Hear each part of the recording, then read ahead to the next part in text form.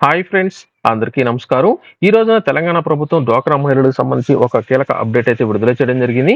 ఈ రోజు సచివాలయంలో అధికారులతో సమీక్ష నిర్వహించిన డిప్యూటీ సీఎం బట్టి విక్రమార్క గారు డ్వాక్రా మహిళలకు మార్చి 12వ తేదీన వడ్డీ లేని రుణాలను ప్రారంభిస్తున్నట్లయితే ప్రకటించడం జరిగింది. రాష్ట్ర వ్యాప్తంగా డ్వాక్రా గ్రూపులోని మహిళలు ఎవరైతే ఉన్నారో అటువంటి వారందరికీ వడ్డీ లేని రుణాలను మార్చి 12వ తేదీని ప్రారంభిస్తున్నట్లు ముఖ్యమంత్రి గారి చేతుల మీదుగా ఈ యొక్క పథకాన్ని మార్చి 12న ప్రారంభిస్తున్నట్లయితే తెలియజేయడం జరిగింది. మార్చి 11వ తేదీన ఇందిరమ్మ ఇళ్ల పథకాన్ని ముఖ్యమంత్రి గారు ప్రారంభిస్తుండగా మార్చి 12న డ్వాక్రా మహిళలకు వడ్డీ లేని రుణాలను ఈ యొక్క పథకాన్ని ప్రారంభిస్తున్నట్లయితే తెలియజేయడం జరిగింది. వడ్డీ లేని రుణాలు ఎవరైతే తీసుకున్న డ్వాక్రా మహిళలు ఉన్నారో అటువంటి వారందరూ ఏదైనా సరే షాపులు పెట్టుకోవడం కానీ లేదా సూక్ష్మ లేదా చిన్నపాటి పరిశ్రమలు పెట్టుకొని మహిళా సంఘాలు అవకాశం కల్పిస్తున్నట్లు ఈ రోజున భక్తి విక్రమార్క గారు అయితే తెలియజేయడం జరిగింది.